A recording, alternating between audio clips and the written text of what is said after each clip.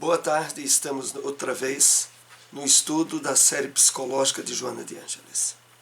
Hoje estaremos abordando a temática hábitos viciosos, estabelecida a partir do capítulo 13, tabagismo, e vamos para a nossa introdução, com um breve comentário de um texto do Espírito Emmanuel. Esse extraída do livro Cartas de Paulo, Evangelho comentado por Emmanuel, Carta a Tito, capítulo 3, versículo 14. É preciso crer na bondade. Todavia, é indispensável movimentarmos-nos com ela, no serviço de elevação. É necessário guardar a fé. Contudo, se não a testemunharmos nos trabalhos de cada dia, permaneceremos na velha superfície do palavrório. Bom, muito importante esse texto dentro do que nós temos estudado na série psicológica de Joana de Ângeles. Vamos procurar ver os vínculos e que nos levam a importância desse despertamento da consciência, desse autoencontro que é tão motivado e incentivado por Joana. Então Emmanuel começa dizendo assim: é preciso crer na bondade, é preciso conhecer no Evangelho do Cristo os objetivos maiores da nossa vida, na conquista das virtudes, nas quais a bondade tem seu papel preponderante. Mas Emmanuel diz, todavia, é indispensável movimentarmos-nos com ela. É a tal questão da ressignificação da nossa maneira de viver. De tal forma estarmos atentos e conscientes nessa renovação do ponto de vista nosso, daquilo que antes tínhamos como certo, como ideais, e que agora, percebendo a vida sob o prisma do espírito imortal, precisamos estar nas diversas atividades do nosso dia, trabalhando a consciência de espírito imortal ao longo dessas tarefas. Quando isso se dá, ocorre o que Emmanuel aqui diz: movimentarmos-nos com ela no serviço de elevação. Aqui, claro, a ligação, a princípio, a respeito da bondade, mas isso diz respeito à espiritualidade como um todo. E por isso ele prossegue: é necessário guardar a fé.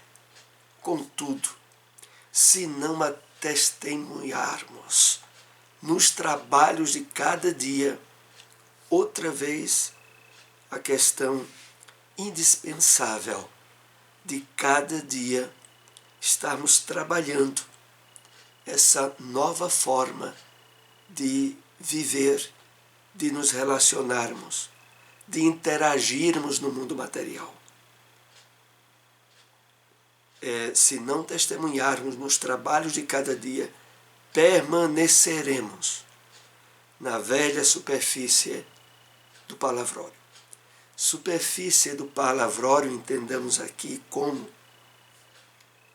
uma expressão irônica de Emmanuel a respeito de muito falar e pouco fazer ou pouco vivenciar.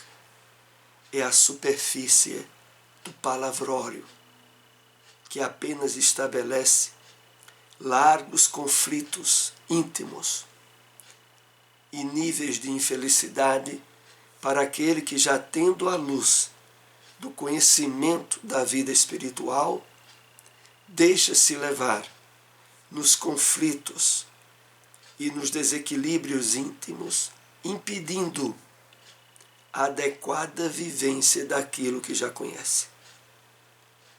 Então vamos, com esse texto, dar início ao nosso estudo, que é sobre hábitos viciosos, a partir do capítulo 13 do livro Conflitos Existenciais.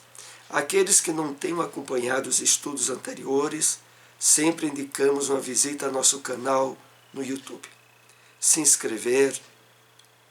Aqui nesta obra nós temos analisado uma série de situações de conflitos que, de certa maneira, à luz da doutrina espírita e da psicologia de Joana de Ângeles, podem ser trabalhados positivamente e superados, aqueles, sobretudo, em que a nossa consciência assinala a necessidade de retificação.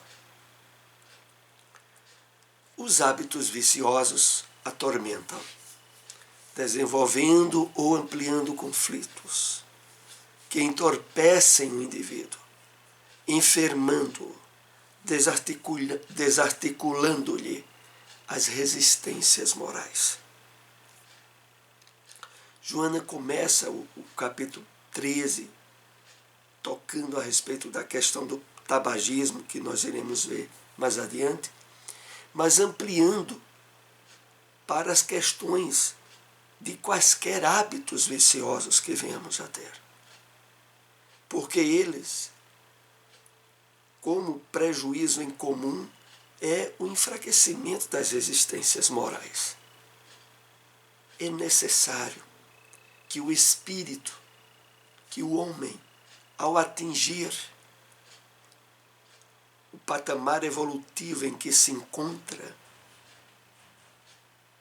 percebendo-se pela própria consciência, chamado a exercer domínio e controle sobre os reinos inferiores, ele tenha o suficiente domínio e controle sobre si mesmo, sobre suas emoções, sobre suas tendências ou vícios, que de alguma forma trazem do nosso passado um campo de tendências que precisam estar sob o controle e o domínio do nosso espírito.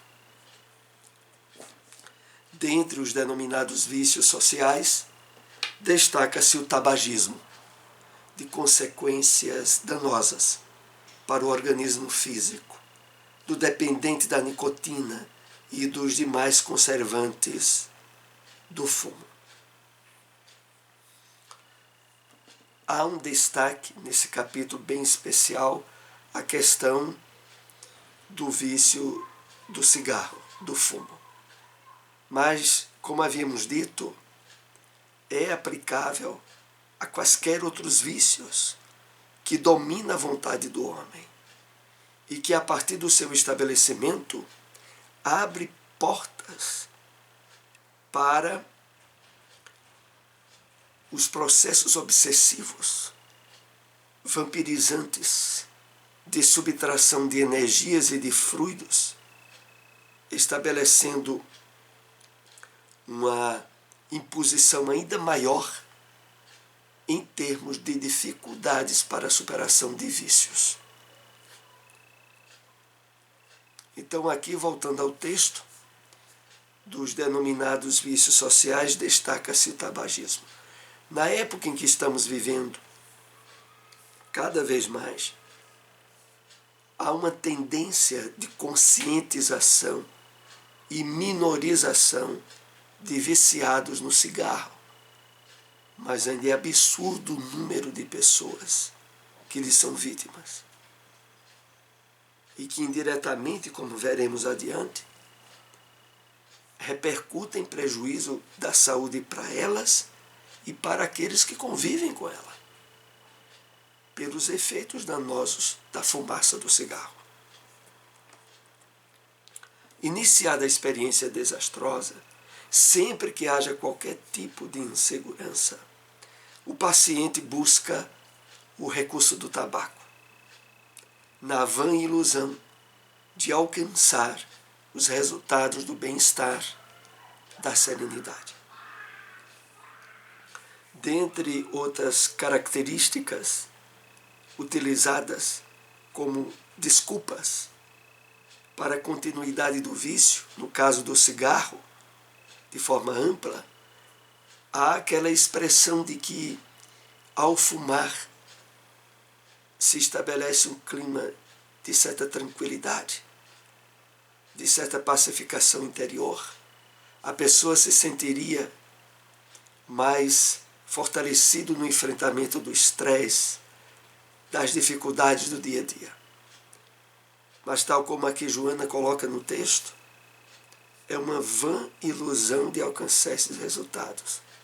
Porque, na verdade, o que está se estabelecendo cada vez mais é um sabotamento da vontade do viciado e uma percepção distorcida da realidade em que ele está vivenciando.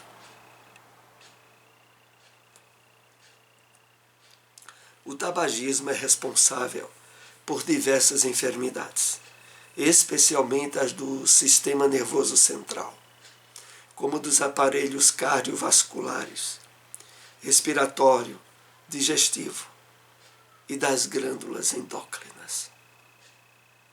Realmente, a amplitude de danos, a diversidade de órgãos que são atingidos pela nicotina e demais substâncias cancerígenas do cigarro é muito grande. Mas, para o entendimento, ou pelo menos a tentativa de entendimento paradoxal, às vezes nós encontramos médicos que trabalham em especialidades ligadas aos pulmões e que têm o vício do cigarro, tendo a exata noção e o conteúdo científico a respeito dos danos causados, sobretudo ao aparelho respiratório. E, não obstante, tem uma atitude de desconsideração para com a própria saúde e mantém o vício. Mas adiante nós iremos ver por que isso acontece.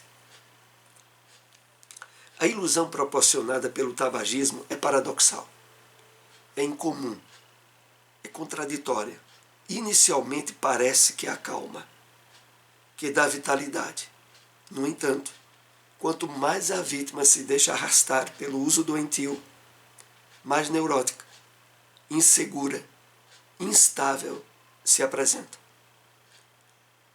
Então, essa característica paradoxal que Joana aqui coloca é isso. É porque, a princípio, dá aparência àquele que é viciado no cigarro de que quando ele fuma, uma certa tranquilidade. Quando, na verdade, essa tranquilidade é dia a dia sabotada, porque a real tendência para a instabilidade e a insegurança pessoal estará cada vez mais forte, à medida que o vício mais se intensifica. O eminente psiquiatra Sigmund Freud denomina esse fenômeno como a pulsão de morte, ou seja, a maneira mórbida como a pessoa deixa-se arrastar pelas condutas doentias e destrutivas. Por trás de todo comportamento, de todo vício, que sabiamente leva aquele que o possui a prejudicar a própria saúde, a própria vida física, há no seu inconsciente, em andamento, um processo de autossabotamento, que Freud chama de pulsão de morte, aonde, de uma forma inconsciente, a pessoa age e mantém o vício, sabendo lá dentro dela de que aquilo está lhe levando à antecipação da morte física. Não obstante, a pessoa mantém. É isso que é estudado, já era estudado por Sigmund Freud. E nessa tendência é aplicável qualquer vício, onde a pessoa sabe que aquilo está minando a saúde dela, e não obstante ela mantém. Quando nós analisamos de uma forma espiritual mais profunda, poderíamos dizer que isso iniciou-se desde o momento em que a criatura humana, utilizando-se do livre-arbítrio, foi de encontro às leis divinas e assumiu comportamentos nocivos que eram advertidos pela sua própria consciência para não fazer. E mesmo assim ela fez. À medida que isso foi se estabelecendo, caracterizou, diríamos assim, desde o princípio, essa tendência de querer ir contra. A pessoa tem uma série de situações emocionais que lhe intranquiliza, que lhe faz sentir mal. Como ela não consegue resolver essas situações, ela passa a se auto-sabotar, a prejudicar a si mesma. Não é por outra razão que, por exemplo, é relativamente comum as pessoas que sofrem violência sexual na infância, as vítimas da pedofilia, estabelecerem anos e anos à frente, quando atingem a adolescência, uma tendência à autodestruição, a se cortar, inclusive a processo de suicídio. Por trás está algo dentro dela que lhe fez muito mal, que ela sente-se culpada mesmo sem ser e tenta desse modo autopunir-se por ter sofrido aquela violência. É incrível como a mente humana, em diversas situações, tem essa ação. Há dentro de nós, face às leis divinas, um sentido de justiça, de amor, de equilíbrio, que quando são atingidos e nós percebemos, procuramos de imediato o reajuste. Mas se devido, por exemplo, no caso que citei, da violência infantil, não haver nenhum meio de reajuste, de culpar o responsável, e o responsável fica ileso, ou não é atingido pela justiça, mais adiante, aquele processo não resolvido se apresenta e leva a processos de autoflagelação, para os quais é imprescindível a ajuda terapêutica de um psicólogo, de um psicanalista, ajuda também através do CVV, do telefone 188, que tem todo um serviço de acolhimento emocional e que ajuda muito, pelo menos em termos de acolhimento, a um início de uma solução do processo autopunitivo. Mas era isso que queríamos aqui explicar. É que no caso do vício, a pessoa não percebe, mas na medida em que ela tem consciência de que aquilo faz mal à sua saúde e ela mantém, ela está no processo de autopunição, de autoflagelamento, por razões que precisa identificar, muitas vezes com a ajuda de um psicólogo ou de um psicanalista. Mas, para todos nós que estamos tendo um conhecimento mais aprofundado da doutrina espírita, podemos, diante de algumas circunstâncias menos graves, autotrabalharmos nesse processo de despertamento de consciência e tornarmos-nos, até certo ponto, o terapeuta de nós mesmos, desde que percebamos haver êxito no trabalho pessoal. Mas em inúmeras situações, inclusive essas que estamos tratando aqui dos vícios, é muito importante a ajuda de um terapeuta. Fenômeno especial ocorre nessa como em qualquer outra dependência viciosa, que é a presença de espíritos igualmente enfermiços, que se utilizam do paciente para a convivência obsessiva, dando prosseguimento aos hábitos infelizes em que se compraziam e ora sentem falta. Então, se já não bastassem, quando é estabelecido um vício,